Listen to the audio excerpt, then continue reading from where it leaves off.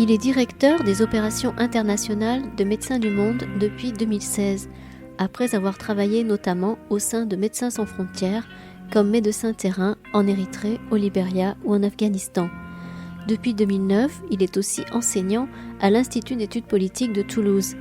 Mercredi 21 mars 2018, Jean-François Corti était à la librairie Ombre Blanche pour la présentation de son ouvrage « La France qui accueille », paru aux éditions de l'Atelier. Bonne écoute.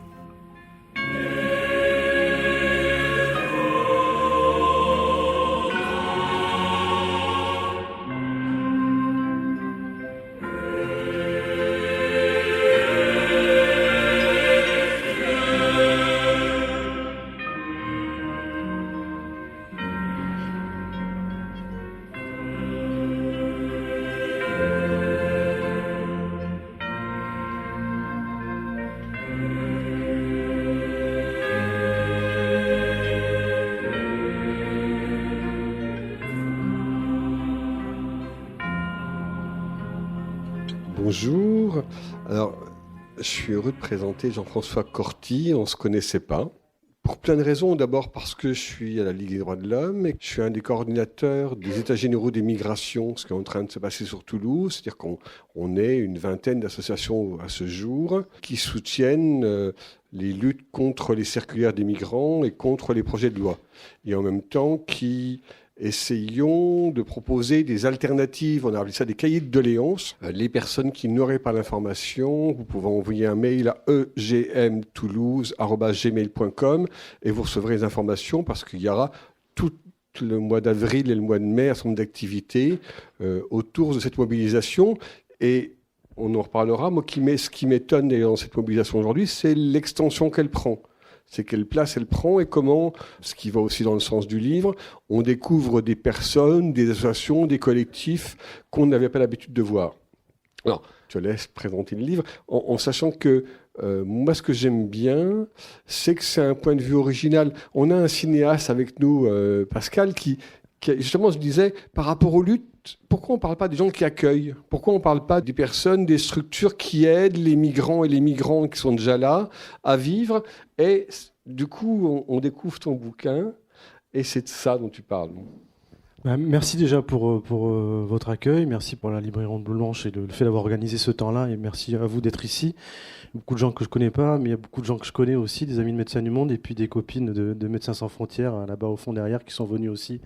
Donc je suis très ému d'avoir ces personnes ici engagées dans une ville que je connais bien puisque j'y ai grandi. J'ai fait mes études de médecine à Purpan et Toulouse. J'étais même à Sciences Po Toulouse aussi, histoire d'aller voir un peu ce qui se passe dans les sciences sociales. Et donc j'ai de la famille ici, je me sens à l'aise chez vous. Donc, je voulais déjà dire ça, je me sens très à l'aise et très heureux d'être ici. Pourquoi ce bouquin ? Et on y reviendra. J'ai voulu me poser la question du décalage qui peut exister entre une certaine société civile que je peux côtoyer dans mes activités et une réalité que nous opposent des élus, des gouvernements successifs, peu importe qu'ils soient de droite ou de gauche, sur la question de la migration et tout ce que ça implique. Alors pour rappel, je suis médecin, je suis directeur des opérations internationales de Médecins du Monde. J'ai été pendant 6 ans directeur des opérations en France et puis pour Médecins du Monde toujours. Et j'ai été bénévole au centre, au CASO de Toulouse, comme médecin quand j'étais interne à Médecins du Monde. Et puis, entre-temps, j'ai travaillé 7 ans avec Médecins sans frontières à l'international et au siège à Paris. Donc, un travail sur à la fois les enjeux humanitaires à l'international, médico-sociaux, mais voire aussi humanitaires en France et en Europe. Donc, je voulais un petit peu essayer de comprendre pourquoi ce décalage entre une certaine société civile, avec la possibilité d'en faire davantage, en matière d'accueil de migrants, on va dire précaires, extra-communautaires. Je ne parlerai pas des migrants communautaires, on pourra en parler beaucoup, des Roms notamment aussi, qui ne vivent pas forcément dans des conditions extraordinaire. Et un discours politique qui s'est constitué autour de ce qu'on a appelé la crise migratoire de 2014, 2015, 2016 et qui continue aujourd'hui avec des arrivées importantes de migrants, avec un changement de profil des migrants qu'on voyait habituellement auparavant, encore une fois de migrants précaires, je ne parle pas de migrants qui évoluent dans certaines sphères économiques, je parle vraiment des précaires, où on voyait essentiellement des adultes jeunes avant 2014, 2013, notamment sur Calais et Dunkerque. Et à partir de ces années-là, beaucoup de mineurs non accompagnés, des familles, des femmes seules et un nombre beaucoup plus conséquent d'arrivées. Ce qu'on a vu à ce moment-là, c'est des autorités européennes, françaises, adopter des politiques plutôt de fermeture des frontières, de diminution de ce qu'on appelle les voies légales, des autorisations de pouvoir entrer légalement sur le pays, et puis des politiques assez violentes en matière d'accueil en France, notamment et en Europe. Moi, j'ai voulu un petit peu, sur la base de cette réalité, essayer de comprendre pourquoi on faisait face à ces attitudes en opposition avec une réalité qui est des milliers d'initiatives d'accueil en France et en Europe, avec toutes leurs vertus positives en matière de cohésion sociale, de dynamique économique, politique, des pays qui accueillent dans de bonnes conditions, et pourquoi on n'en valorise davantage pas cet état de fait, plutôt que d'être sur un registre plus sécuritaire, tel que nous proposent nos élus. Au fond, ce que je pense aujourd'hui, c'est que on a affaire à une forme d'idéologie dominante qui consiste à dire on ne va pas en accueillir plus que ça des migrants précaires, alors qu'on pourrait le faire mieux d'un point de vue quantitatif et qualitatif, et qu'on va utiliser tout un tas de stratégies pour aboutir à cette idéologie, pour faire en sorte qu'elle s'incarne. Et peu importe, encore une fois, les gouvernements, on a vu ça sous Sarkozy, sous Hollande, maintenant sous Macron, avec tous les moyens possibles pour vraiment entretenir cette idéologie, notamment utiliser la violence, institutionnaliser la violence, les forces de l'ordre qui détruisent des tentes, qui gazent des sacs de couchage, que ce soit dans les rues de Paris, que ce soit à Calais, Dunkerque ou ailleurs, c'est une réalité. On utilise la violence comme un outil de gestion pour dissuader les migrants qui ne sont pas les bienvenus chez nous, en tout cas une bonne partie. Il y a aussi une logique, une stratégie autour de ce qu'on appelle le délit de solidarité, donc mettre la pression sur les aidants, les culpabiliser, les menacer de peine de prison ou d'amende conséquentes parce qu'ils auraient été solidaires, même si on sait que ce délit de solidarité est censé s'appliquer pour ceux qui feraient du commerce, des passeurs, certains passeurs, pas tous, mais la réalité c'est que c'est aussi une épée de Damoclès pour les aidants, Cédric Héroux dans la vallée de la Roya étant le plus connu. Cette idéologie aussi qui n'a pas peur de détricoter le droit d'asile, et c'est ce que tu as évoqué en intro avec les États généraux de la migration à l'échelle nationale, en vue de la future loi Coulon, où aujourd'hui on ressent le fait qu'on a un dispositif juridique qui est plus affûté pour mieux expulser que pour mieux accueillir, avec des délais d'instruction, des autorisations, des demandes d'asile qui sont réduits, des temps d'enfermement qui sont augmentés, des remises en question de l'inconditionnalité de la mise à l'abri aussi qui a été discutée ces derniers temps. Voilà, c'est le troisième niveau. Le quatrième niveau, c'est aussi se conforter dans ce qu'on appelle la gestion externalisée de l'asile, c'est-à-dire n'a pas avoir peur de dealer avec des mafieux. Les Italiens l'ont fait en Libye, qui font de la traite d'êtres humains pour contenir à distance les migrants. C'est dealer avec des pays dont les régimes sont plutôt instables, ou des pays qui sont pauvres, le Niger, le Tchad et d'autres, pour leur demander de contenir à distance une migration qu'on ne veut pas voir. Voilà, tout un faisceau de décisions pour entretenir cette idéologie dominante, et peu importe que la vie et la mort des gens soient en question. C'est pas un sujet. Ce qui m'amène à même penser qu'on est potentiellement, on peut être au bord d'une crise de valeurs, puisque aujourd'hui, lorsqu'on parle de la vie et de la mort, et ça ne concerne pas que le corps soignant, il y a des questions de représentation de ce qu'est finalement le bien et le mal aussi potentiellement.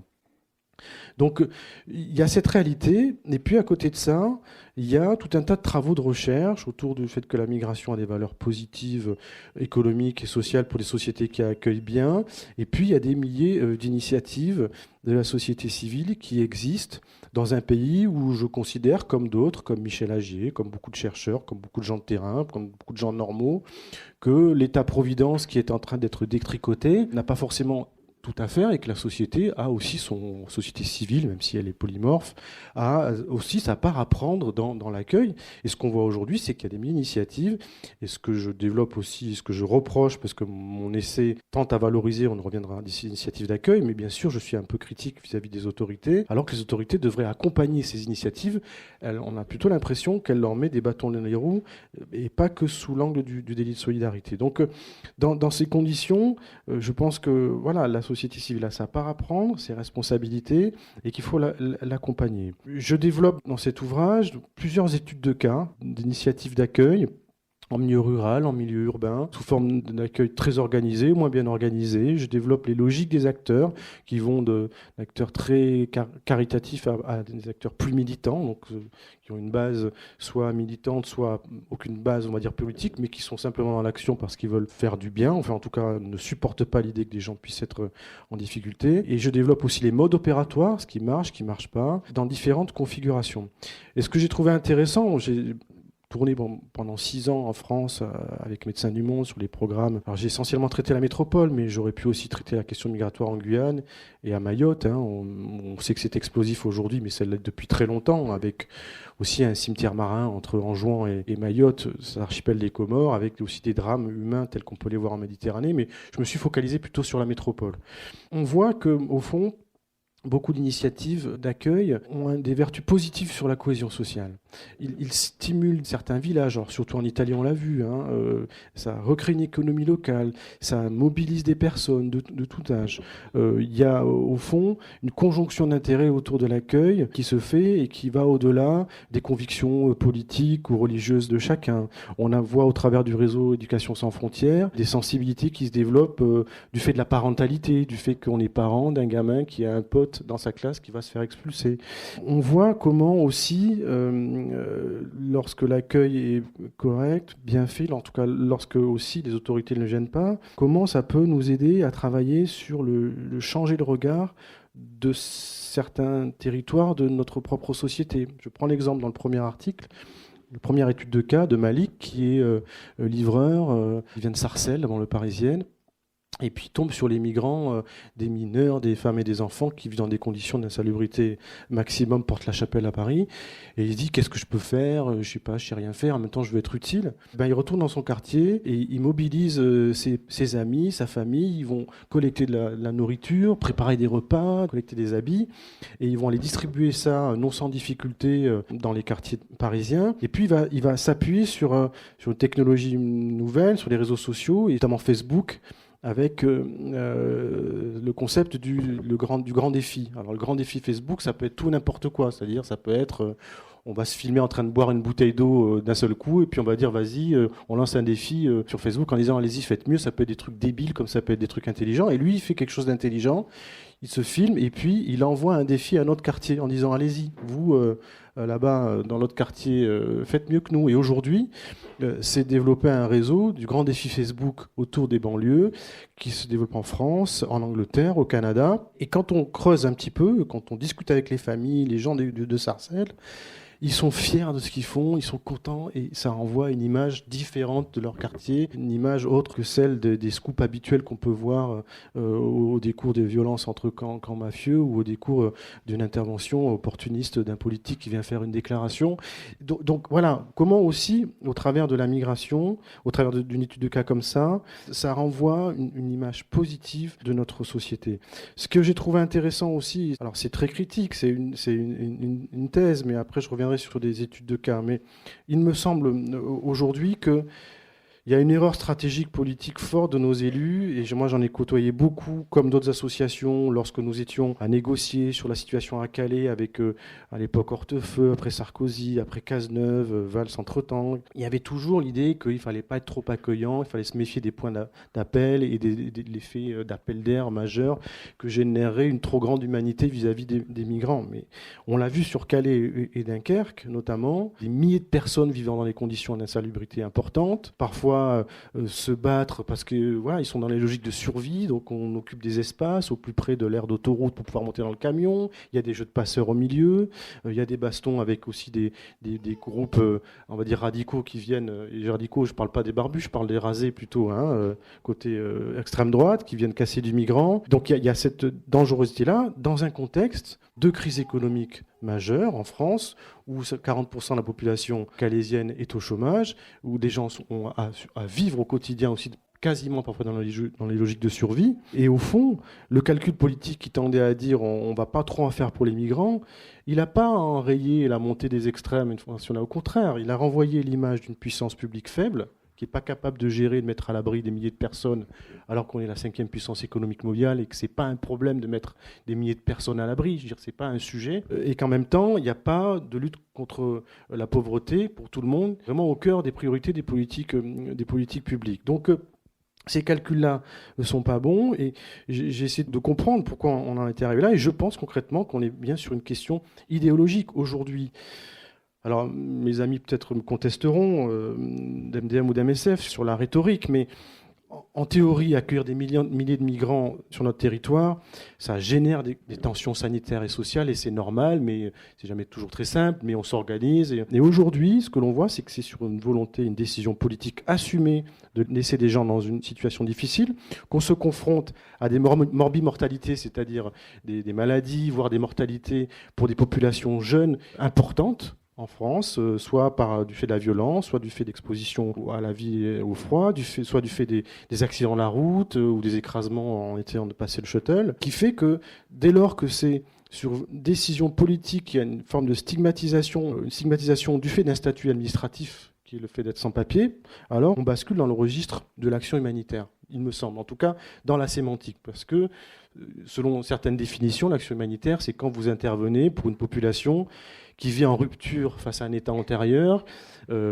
catastrophe naturelle, guerre civile, guerre internationale, mais aussi décision politique de stigmatiser une population parce qu'elle est ce qu'elle est, les homosexuels dans certains pays, en Ouganda ou ailleurs, le fait d'être sans papier en Europe ou en France, où on va assumer des décisions politiques de mise en danger, et donc d'exposition à des morbimortalités et du fait d'une stigmatisation politique conséquente. Et aujourd'hui, en France et en Europe, c'est de fait assumé. Quand on envoie des flics gazer les tentes à Calais et Dunkerque, lorsqu'on détruit systématiquement les abris pour pas que les gens se fixent alors qu'il fait moins de 10 dehors, lorsqu'on casse les tentes de Médecins du Monde ou d'autres associations ou les sacs de couchage, qu'on les détruit, qu'on va les mettre dans la benne à ordures, alors qu'on a distribué ça pas parce qu'on a une vision idéologique des choses, simplement parce que les gens étaient dehors. Il y a une décision politique assumée dans un contexte idéologique assumé. Et c'est pour ça que je me permets de dire que, au fond, le sujet, c'est aussi la question de l'action humanitaire en pays riches qui se pose à nous, du médico-social à l'humanitaire. On a vu des associations comme la mienne, comme MSF et d'autres, utiliser des standards, des modes opératoires tels que l'on les développe à l'international dans les zones de conflit. Certes, ça a été un argument de com' à un moment donné pour faire un petit peu bouger les choses, mais dans les faits, opérationnellement, sur le terrain, on fait des cliniques mobiles, comme on en fait d'ailleurs à Toulouse ou ailleurs. On a construit des camps parce que, voilà, on ne pouvait pas faire autrement, même si j'estime, comme d'autres, qu'il n'y a aucune raison que des migrants vivent dans des camps en France aujourd'hui. On n'est pas dans le Sud-Soudan sans alternative de relogement. Donc il y a une volonté politique assumée de faire ça. Et si je continue mon raisonnement, j'essaie de comprendre pourquoi on en était là. Après, c'est qu'une théorie. C'est que je pense aujourd'hui qu'on essaie de nous faire croire que c'est parce qu'on va empêcher les migrants de passer le col de l'Échelle au-dessus de Briançon que pour autant le sort des Français précaires sera meilleur. Que les autorités surjouent la médiatisation, la peur de la migration en faisant un bouc émissaire pour masquer, au fond, ce que pour moi est le vrai sujet, la lutte contre les inégalités et la pauvreté pour tous en France.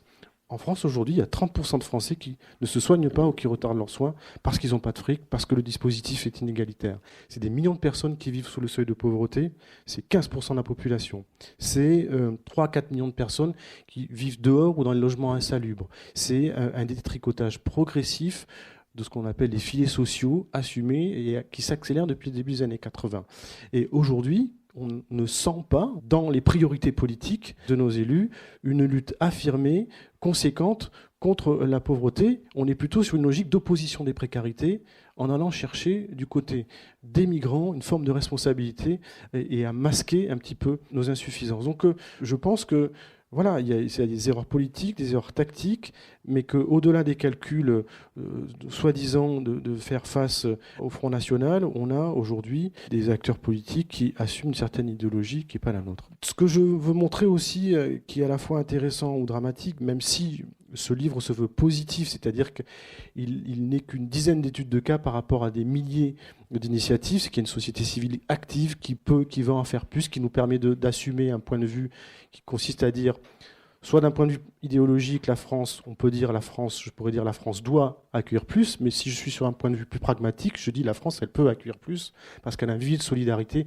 qui peut faire davantage, et qu'il faut l'accompagner. Je voulais insister malgré tout sur des aspects un peu négatifs. Le délit de solidarité, on le voit, je le traite sur le sujet de la Roya, ça crée des situations de tension, de délation entre les citoyens. C'est les voisins qui vont appeler les flics parce qu'il y a machin ou machine qui a permis à un migrant de brancher son téléphone.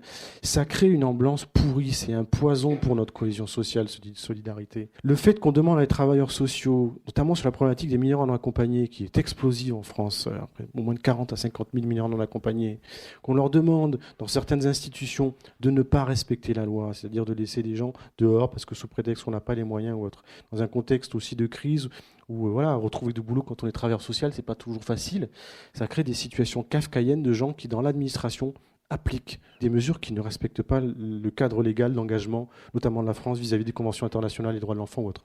Donc le dispositif et la logique aujourd'hui gouvernementale, qui encore une fois s'inscrit dans une continuité, sur la question migratoire, elle casse notre tissu social. C'est un vecteur de destruction de cohésion sociale. Et c'est mon sujet en disant l'accueil et la migration peut être une force pour justement aller à l'encontre de cette problématique-là, à en faire un outil de cohésion sociale. La société civile, elle veut ça, elle est prête à ça.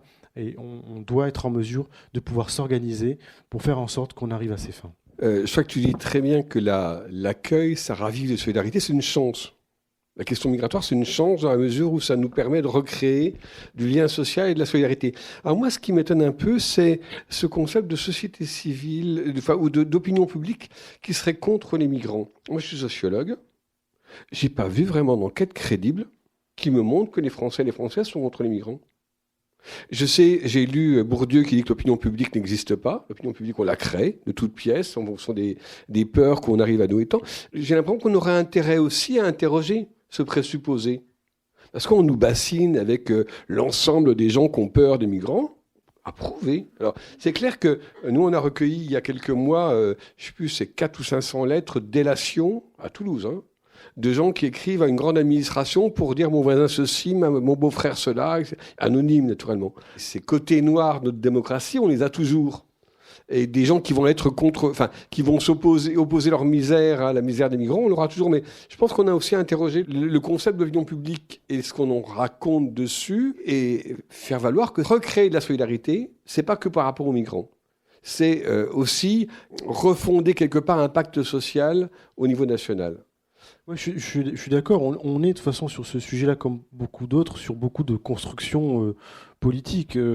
On nous explique qu'il y aurait les bons migrants qui viendraient des pays de guerre où ils risquent de mourir, et puis les mauvais migrants qui viendraient pour des raisons économiques, comme si le risque de mourir de la pauvreté était moins légitime que le risque de mourir sous les effets d'une bombe.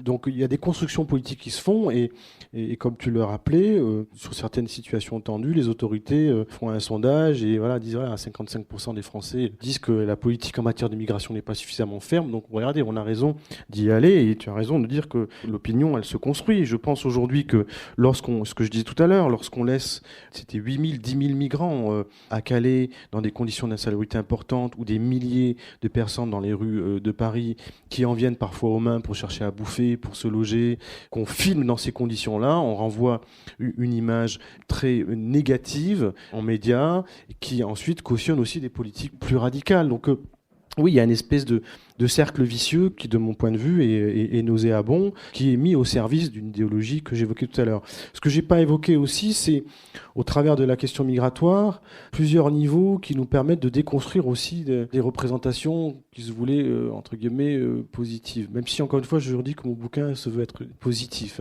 et au travers notamment des initiatives, de ce que ça peut générer en termes d'énergie positive dans notre société.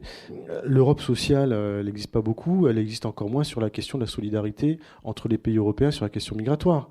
Souvenez-vous des accords de relocalisation 2016-2017 qui étaient censés soulager la Grèce et l'Italie qui sont au limbe de l'Europe, qui absorbent une quantité importante de migrants du fait de leur dimensionnement et leur positionnement géographique. 160 000 migrants devaient être relocalisés entre l'Italie et la Grèce. C'est quelques milliers ou dizaines de milliers qui ont été relocalisés parce que la France, il ne va pas trop vite, il ne faut pas quand même exagérer. Les Polonais, les Hongrois et certains de ces pays où l'extrême droite est au pouvoir n'ont pas joué le jeu. Donc on voit qu'il y a une tension aussi à l'échelle européenne où le projet européen il n'est pas abouti en matière de solidarité, en tout cas sur ces questions-là. De la même manière que on a beaucoup réfléchi aussi sur Michel Agier et d'autres, sur les logiques des camps, de leur objectif, finalement des camps déplacés de réfugiés dans des zones de conflit.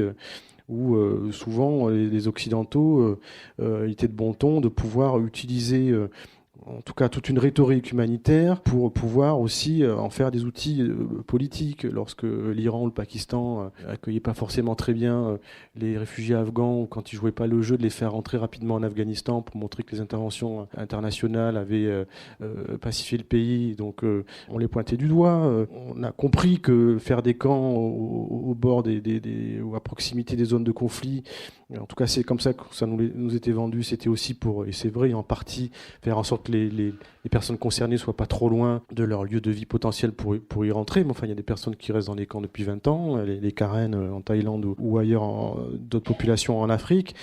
On voyait aussi qu'il y avait une vertu de contenir à distance une potentielle menace migratoire dans des zones où on avait des intérêts.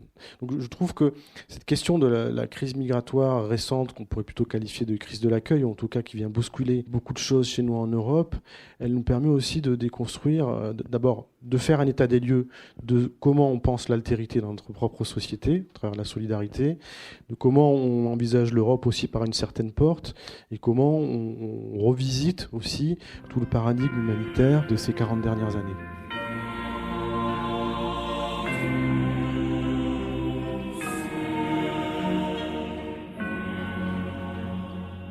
Vous écoutez Jean-François Corti à la librairie Ombre Blanche à Toulouse le 21 mars dernier pour son livre « La France qui accueille » aux éditions de l'Atelier.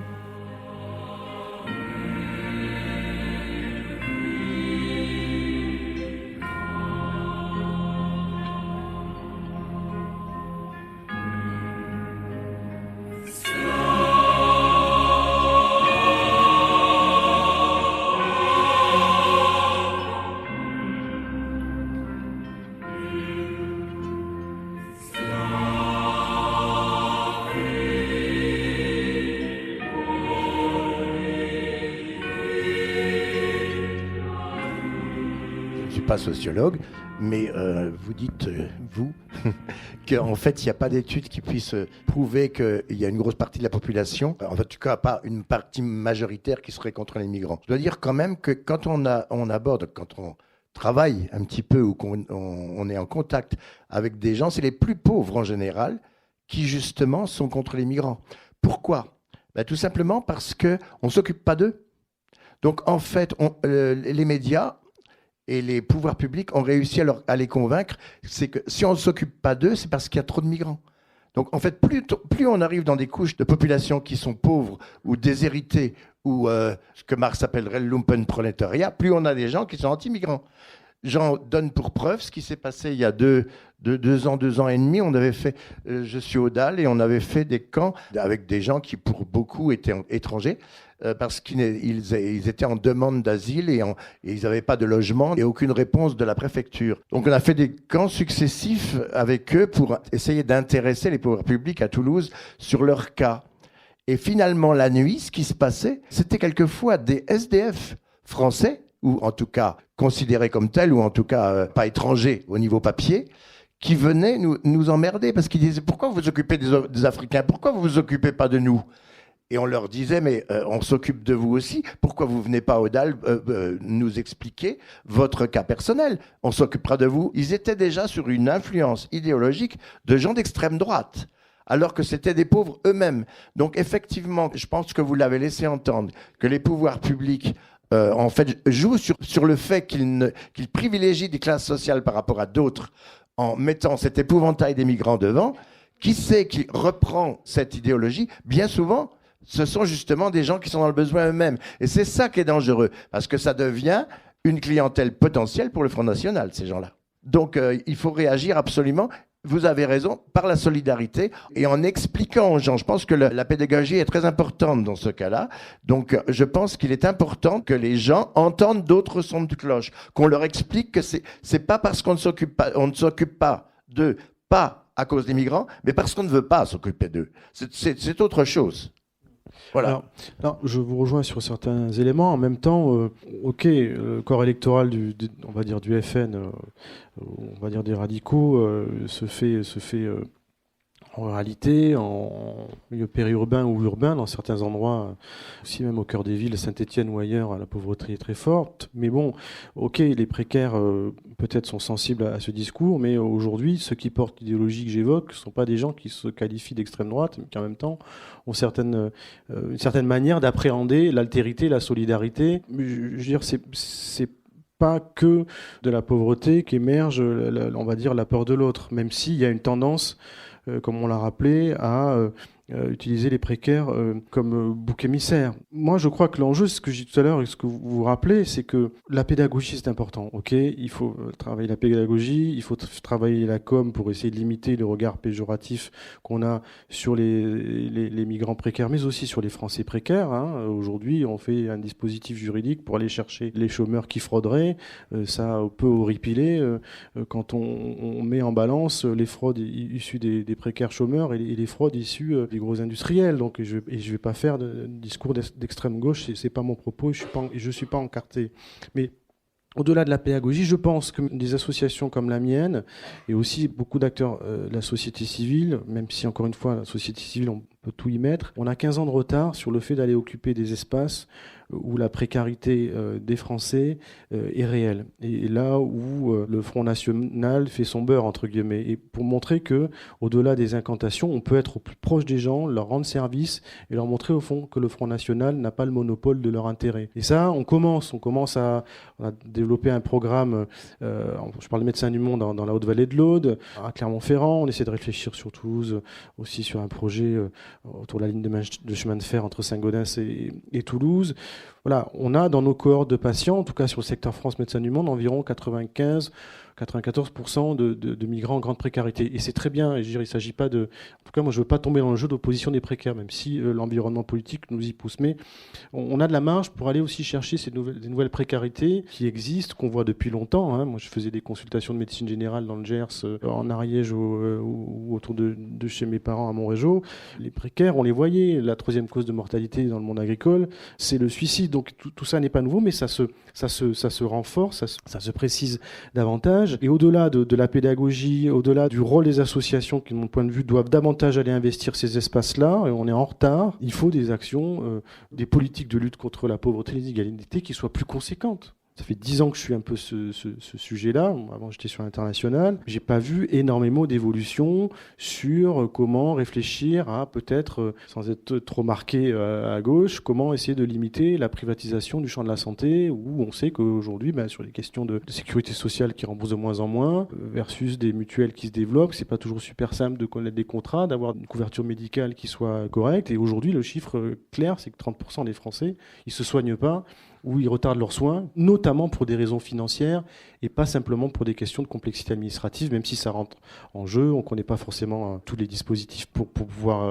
être accompagné, mais la réalité, c'est ça. Donc je pense qu'il faut des actions gouvernementales conséquentes, mais ce n'est pas forcément aujourd'hui une priorité des différents gouvernements qui sont succédés que d'aller dans ce sens-là. On le sait, enfin, les dispositifs d'État-providence, j'aime pas trop ce terme parce qu'il est souvent connoté péjorativement, mais il s'est construit au lendemain de la Seconde Guerre mondiale où la France était beaucoup moins riche qu'aujourd'hui. On est parti du principe que tout le monde pouvait se faire soigner, on cotiserait en fonction de ce que l'on gagne, mais on aurait les mêmes soins en fonction de la pathologie qu'on aurait. Aujourd'hui, on nous explique que c'est pas possible, mais la France a jamais été aussi riche, elle a surtout jamais été aussi inégalitaire.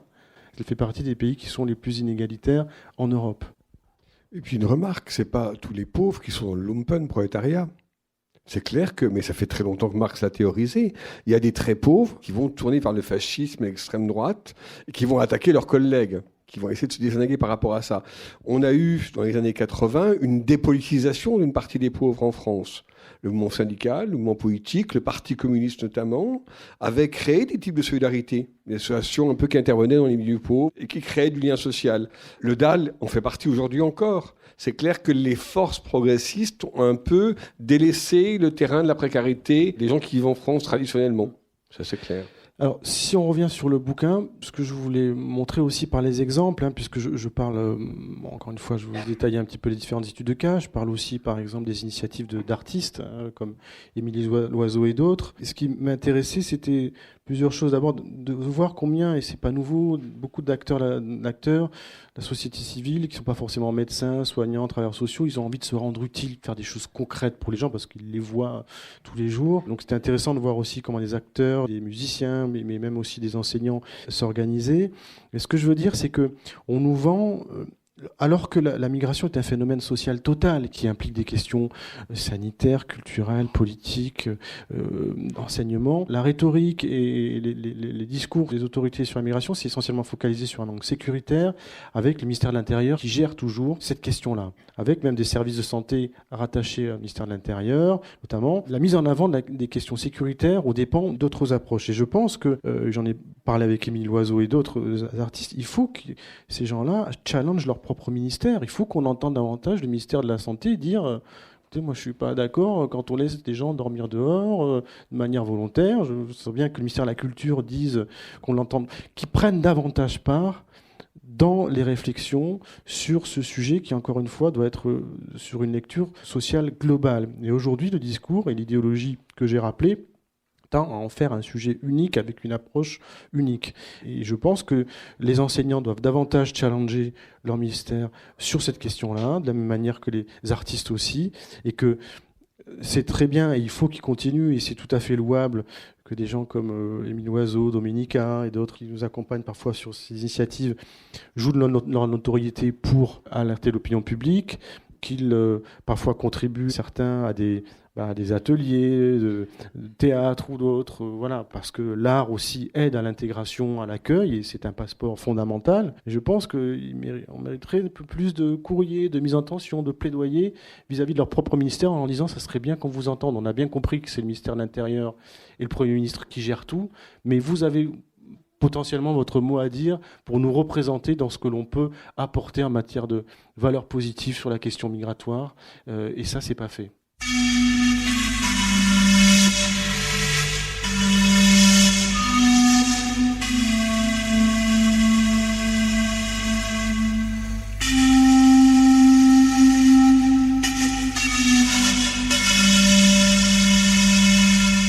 Bonjour, oui, je pense qu'il faut effectivement solliciter beaucoup de lieux, comme par exemple, nous, on est en train de solliciter les ministères, enfin, c'est pas le ministère des Transports, c'est tout simplement Tisséo à Toulouse, pour obtenir la gratuité des transports pour les demandeurs d'asile. Alors, la politique de la ville, c'est la gratuité des transports pour les réfugiés, mais pas pour les demandeurs d'asile qui ont seulement 200 € par mois pour vivre, et on multiplie les courriers en essayant de demander une justification à la ville. Comment la ville peut-elle accepter de donner la gratuité aux réfugiés parce qu'ils sont inscrits à Pôle emploi et pas aux demandeurs d'asile qui, eux, n'ont pas le droit de s'inscrire à Pôle emploi, comme les gens qui sont ici le savent sûrement, parce qu'ils n'ont pas encore le statut de réfugié. Donc il y a vraiment des combats amenés à tous les niveaux, et à un autre niveau aussi, puisque je m'occupe de la formation en français langue étrangère pour les migrants qui veulent réintégrer l'université. On s'aperçoit aussi, on ne leur donne pas le statut étudiant pour qu'ils puissent apprendre le français en gardant le RSA pour les réfugiés. Mais lorsqu'ils sont à Pôle emploi leur dit quoi? Vous ne cherchez pas du travail, vous apprenez le français? Alors on va vous enlever le RSA. Donc là encore, il y a des démarches à faire au niveau du ministère du Travail qui comprennent que les migrants, si on veut les intégrer, il faut quand même leur permettre d'abord d'apprendre le français pour trouver du travail. Enfin, on marche sur la tête.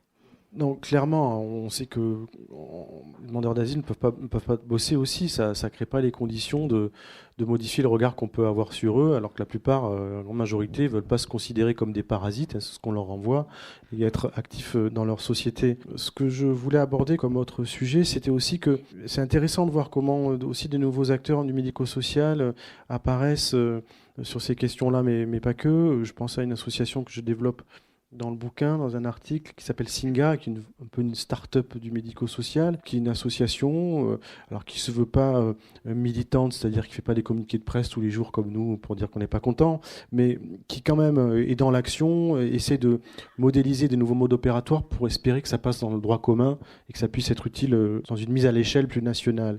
Et cette association, Singa, a 3 volets.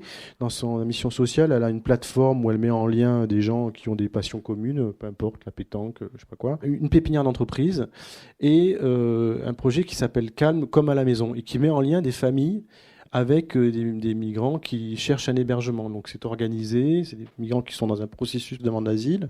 Et bon, j'ai rencontré certaines de ces familles. D'abord, j'ai été bluffé de voir toutes les questions qu'on peut se poser, parfois des questions de sécurité, comment ça se passait, comment faire manger, tout ça, comment finalement ça se passe bien. C'est facile en fait d'accueillir des personnes dans un contexte assez organisé. Mais ce que je voulais dire aussi, c'est qu'il y a des passerelles qui se font du coup entre ce projet Calme et la pépinière d'entreprise pour pouvoir aussi créer des liens entre le monde du travail et ces migrants dans un processus d'intégration. Donc il y a des dispositifs qui se créent et qui montrent combien aussi sur cette question migratoire ça peut générer une dynamique sociale beaucoup plus large que simplement l'approche sécuritaire. Merci Jean-François pour ton livre, parce qu'il y a une dynamique positive et ça je crois que c'est important. J'avais une question par rapport, alors c'est pas mon champ de recherche, donc tu prie de m'excuser si je me trompe de vocabulaire, mais de l'effet aspirateur en fait, c'est-à-dire que parfois le gouvernement dit s'il y a des possibilités d'être correctement accueillis, donc ça va faire un appel d'air, voilà, je pense que c'est le vocable que vous utilisez. Quelle est la position de Médecins du Monde et quels sont vos arguments, ou plus ou moins vos contre-arguments pour donc contrer ce discours-là que je ne connais pas. Donc, comment vous justifiez le fait que ce ne sera pas un appel d'air si nous accueillons mieux les migrants ? Ça a été un argument rhétorique de tous les gouvernements successifs, encore une fois depuis Hortefeux jusqu'à aujourd'hui le gouvernement actuel, de dire que le phénomène d'appel d'air va être créé et puis qu'il y aura des bons et des mauvais migrants sur lesquels on acceptera de dire que les économiques ne sont pas les bons, qu'on ne les prendra pas et que ceux qui viennent de zones de guerre, on va s'y intéresser. Donc tout ça, c'est des constructions politiques. Il n'y a pas d'études clairement démontrées sur le fait que en étant plus accueillant, on aurait toute la misère du monde qui viendrait chez nous. On sait que c'est moins de 10% la migration qui se fait en Europe et en France pour des raisons médicales. Ça veut dire que c'est pas parce qu'on a un système de santé avec l'aide médicale d'État qui fonctionne relativement bien, même s'il y a des limites sur lesquelles on pourra revenir. Il faut quand même justifier 3 mois de présence sur le territoire et autres pour des personnes en situation irrégulière. C'est pas parce qu'on a ces genres de dispositifs que tous les malades du monde viennent se soigner chez nous. De la même manière que on a montré que c'est pas parce qu'on avait des dispositifs d'accès aux soins qui étaient gratuits que pour autant il y avait des comportements abusifs. Au contraire, les gens étaient mieux soignés, en tout cas avaient accès aux soins de manière plus correcte. Donc on est sur des constructions politiques et cet argument, elle a été souvent mis en avant, la question de l'effet d'appel d'air sur Calais et Dunkerque, alors que si on creuse un petit peu la réalité des profils des gens qui étaient là, beaucoup de familles, des adultes jeunes, des femmes seules parfois, la diversité des profils tendait à montrer que c'était pas parce que on allait être plus humain avec eux qu'ils allaient tous venir en masse. D'ailleurs, ils étaient en masse à Calais et Dunkerque, pas parce qu'il y avait un accueil favorable, mais parce qu'ils voulaient aller en Angleterre. Pourquoi ils voulaient aller en Angleterre, la plupart ? Effectivement, on nous rétorquait aussi, en plus de cet argument du phénomène d'appel d'air, que de toute façon, ils veulent tous partir en Angleterre, donc pourquoi s'embêter à davantage les aider ? Quand vous creusez un petit peu le fond, vous vous rendez compte qu'effectivement, il y en a qui veulent aller en Angleterre parce qu'ils sont plutôt anglophones que francophones, et donc c'est pour eux un vecteur d'intégration plus facile, qu'ils ont parfois des réseaux de solidarité plus étendus en Angleterre qu'en France, que le modèle ultralibéral, pour le meilleur et pour le pire en Angleterre, fait qu'on peut travailler plus facilement en se faisant virer plus facilement aussi, mais que du coup, pour les précaires, c'était plus facile d'avoir un accès au travail dans des conditions précaires. Mais bon, quand on est dans les logiques de survie, on est prêt à tout. Et puis le dernier élément, parmi d'autres, c'est aussi parce qu'ils étaient mal accueillis en France et en Europe. Quand vous aviez des familles de Syriens qui ont vécu 3-4 ans au Liban, dans les camps, ou en Jordanie ou en Turquie, le conflit il y a 7 ans aujourd'hui, qui va probablement encore durer, même si les forces de Bachar sont en train de prendre du terrain, qui se retrouvent en France, qui font une demande d'asile, mais les CADA, il y a 25 000 places en centre d'accueil demandeurs d'asile pour 100 000 demandes l'année dernière par exemple, vous passez la nuit dehors avec vos gamins que vous avez vu grandir dans les camps. Donc vous n'avez pas forcément envie de rester. Et donc quand on veut aller en Angleterre, c'est pas forcément parce qu'on rêve de l'Angleterre que c'est génial, c'est parce qu'aussi on n'a pas trouvé des conditions favorables pour rester sur le territoire européen. C'est intéressant l'histoire du pays d'accueil. On a fait une étude ici à Toulouse sur l'accueil des étrangers à la préfecture de Toulouse. Pendant 6 mois, tous les matins, on faisait remplir des questionnaires aux gens qui attendaient. Sur les 10 groupes les plus représentés, 9 sont dans l'ancienne colonie française. Ils parlent français, ils ont eu des éléments de la culture en France et ils choisissent de s'installer ici. comme par hasard, c'est un maximum de gens qui sont anglophones qui stockent sur Calais. Il y a une logique postcoloniale et d'émigration qui fait qu'il y a peu de hasard social par rapport à ça. Je ne rentrais pas sur ces études, je pensais aussi à un autre sujet, mais par rapport au livre, à un article, pour montrer aussi combien le rôle des élus locaux peut être vecteur d'actions positives. Le maire de Grande-Sainte, Damien Carême, en est l'incarnation. Un maire de Riace en Calabre qui a été filmé sur un film qui s'appelle Un village en Calabre, un film documentaire que vous avez peut-être vu, qui est extraordinaire aussi, qui montre comment à un moment donné aussi des élus se mettent en tension avec l'État parce qu'ils estiment inacceptable que des centaines ou des milliers de personnes vivent dans des conditions insalubres sur leur territoire, qui arrivent à mobiliser, à faire de la pédagogie de proximité pour justement mieux accueillir, y compris en se faisant pointer du doigt par les autorités. Cette question migratoire, elle nous renvoie aussi à, en France, si on compare avec l'Allemagne par exemple, certains dysfonctionnements en matière de régulation du pouvoir et de ce qui relève de la gestion du pouvoir central versus la déconcentration et la décentralisation. On l'a vu, l'Allemagne a accueilli 1 million de personnes en 2 ans.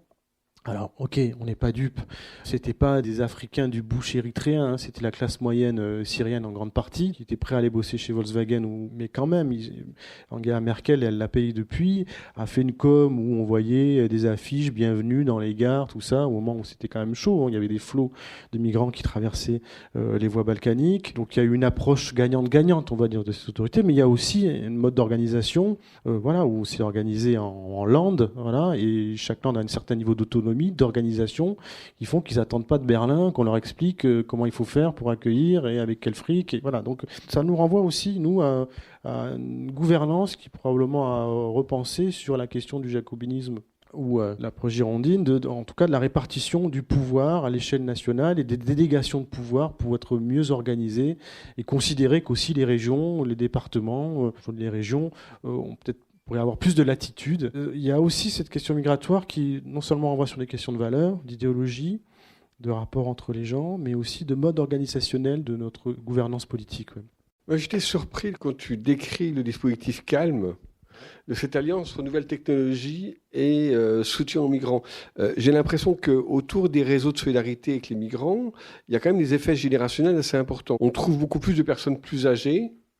Enfin, en tout cas, si je regarde la région toulousaine et que je regarde les mobilisations qu'il y a, que de gens plus jeunes, et qu'on a, nous, inventé des nouvelles formes de contact et de liens par rapport à ça. Et l'utilisation de nouvelles technologies, nous, on l'a plus facilement avec les étudiants mobilisés sur les migrants et les migrantes qu'avec les personnes qui ont plus de 50 ans, etc. Ouais, moi, j'ai rencontré des gens de tout âge mobilisés, même si dans beaucoup d'associations...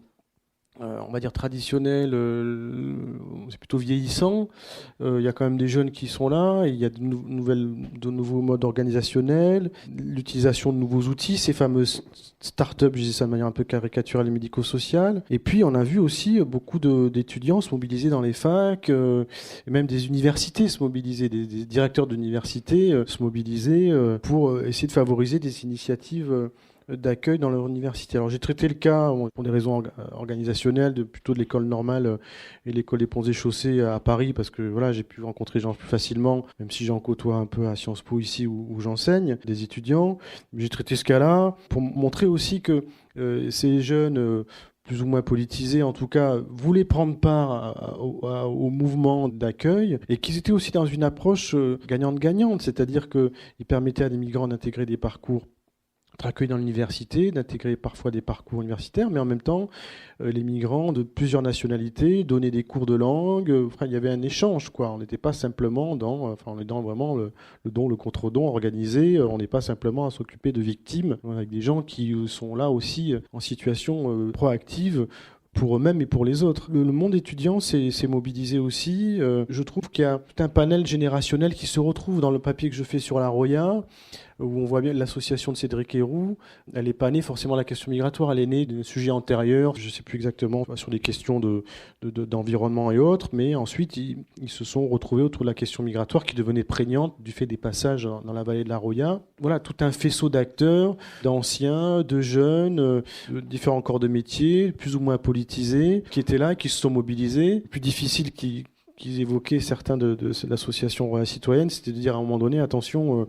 Voilà, c'était de rappeler que cette association était d'abord là pour aider des gens plutôt que pour faire la révolution. Donc chacun ensuite, en fonction de ses étiquettes, va ramener à soi, comme dans n'importe quelle organisation, le discours quoi, et l'intention politique. Mais j'ai trouvé que autour de la question de l'accueil, il y avait un invariant transgénérationnel, quoi, et que tout le monde s'y retrouvait avec des logiques différentes autour d'une cause commune. Le sujet, c'est ça, c'est vraiment une cause commune, quoi, qui se bat pour les migrants, mais qui se bat aussi pour, entre guillemets, préserver une certaine représentation, une certaine esthétique de l'altérité, de la solidarité pour tous, y compris dans notre mode relationnel entre Français, entre guillemets, quoi.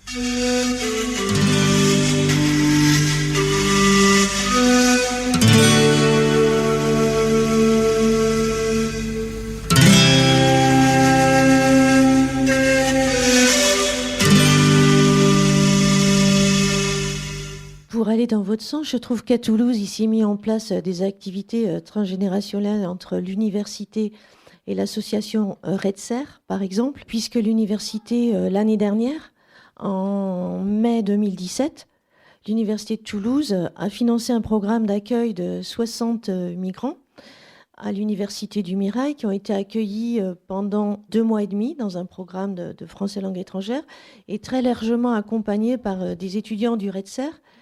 Donc, c'est vraiment été un projet qui a réuni tous les établissements d'enseignement supérieur de Toulouse, puisque l'Université fédérale a payé la moitié du financement et l'autre moitié a été payée par les établissements de Toulouse, les facultés, les grandes écoles, pour permettre cet accueil. Et les étudiants du Redser étaient là pour l'accompagnement souvent social ou pour proposer des sorties culturelles, etc.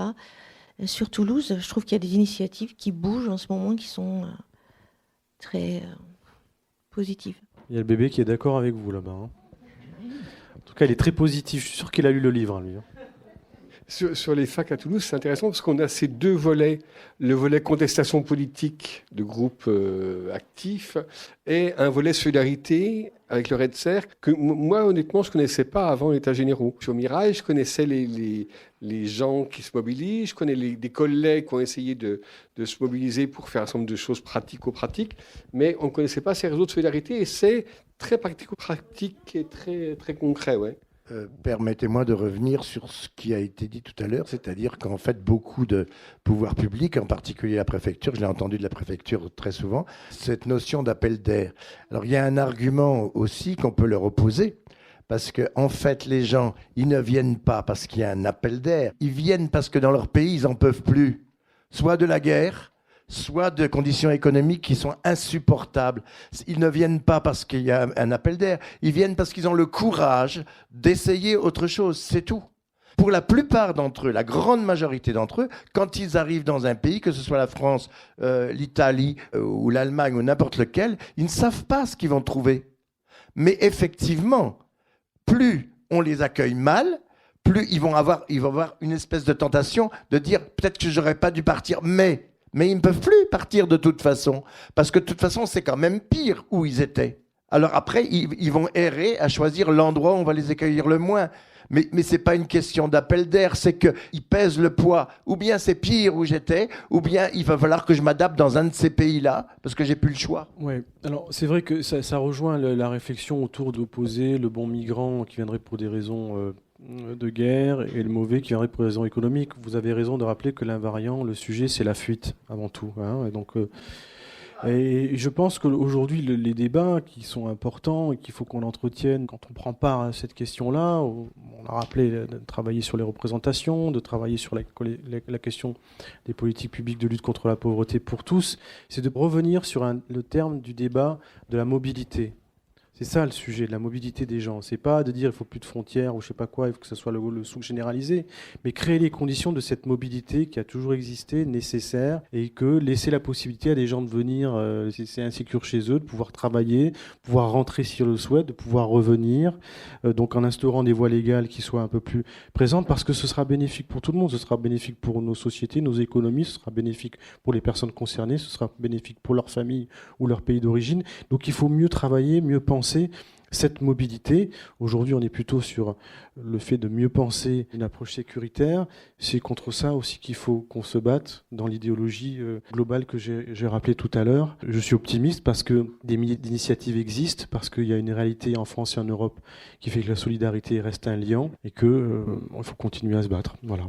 Ce que tu montres, ce que montrent d'autres enquêtes, c'est que quand les gens connaissent pratiquement des migrants dans l'école d'à côté, qui vont habiter, ils trouvent ça très sympa. On a tellement de discours sur la migration qu'on a déshumanisé les migrants, comme si ce n'étaient pas des humains à part entière. En tout cas, la baisse des voies légales objectives, les stratégies de gestion externalisée, l'asile, ont accentué ce qu'on appelle les morbimortalités, la dangerosité de la migration. Donc aujourd'hui, les politiques telles qu'elles sont mises en place n'ont pas pour vocation de protéger les migrants clairement. Ce qui est un sujet qui émerge aussi, qui de mon point de vue mérite qu'on s'y intéresse et qui fait que cette idéologie dominante doit être combattue, c'est tout ce qu'on évoque au travers du terme de la criminalisation de l'aide. Alors j'ai évoqué des délits de solidarité, mais aujourd'hui c'est des codes de conduite pour les bateaux d'associations qui essaient d'aller sauver des migrants en mer, avec des codes drastiques, avec certains bateaux, aujourd'hui le bateau d'une association espagnole qui ne peut plus intervenir en mer. Il y a une forme de stratégie de décrédibiliser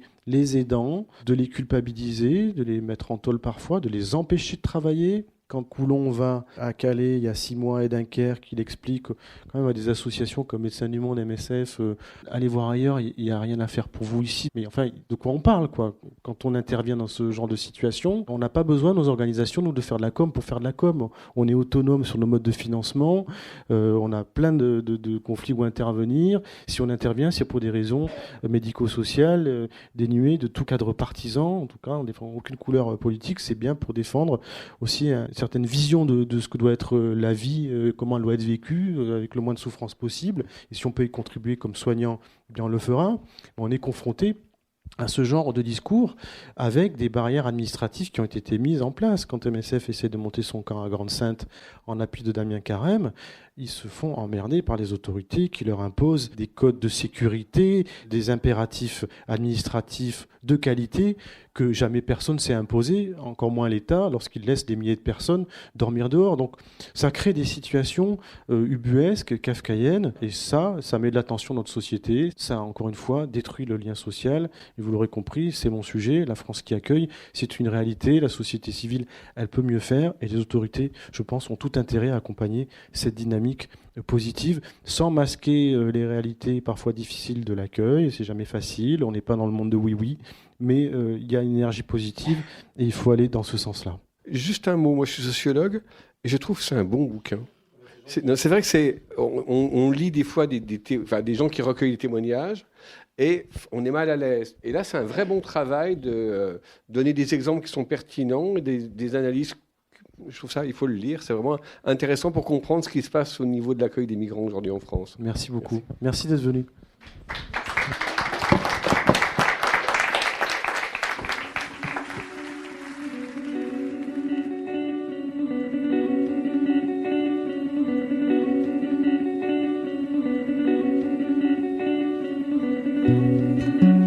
Vous venez d'écouter une rencontre avec Jean-François Corti, enregistré le 21 mars 2018 à la librairie Ombre Blanche à Toulouse, autour de son ouvrage « La France qui accueille », paru aux éditions de l'Atelier.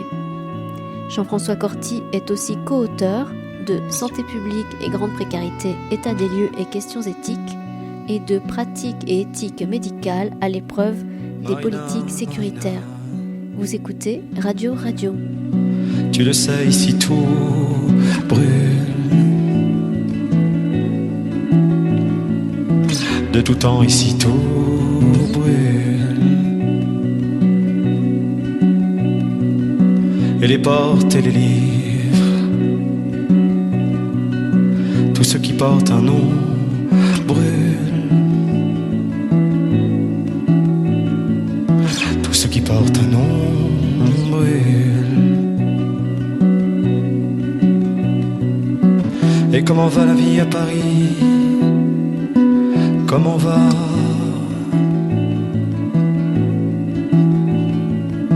l'exil et la Russie, le cœur sans son toit?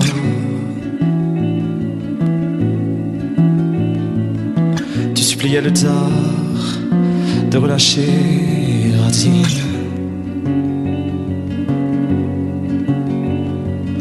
Chaque pont traversé aura été coupé.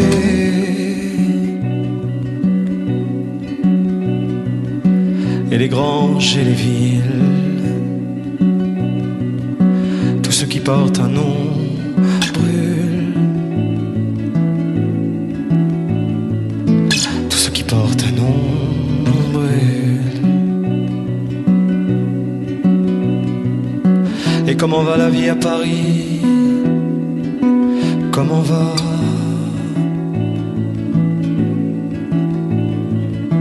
Les poèmes étouffés dans le fond du cabas.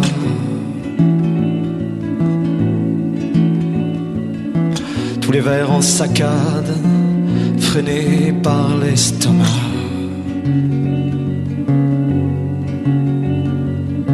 Et l'exil, Marina, t'as réussi, comment va?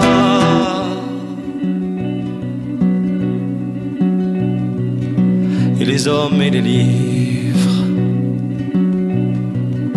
tous ceux qui portent un nom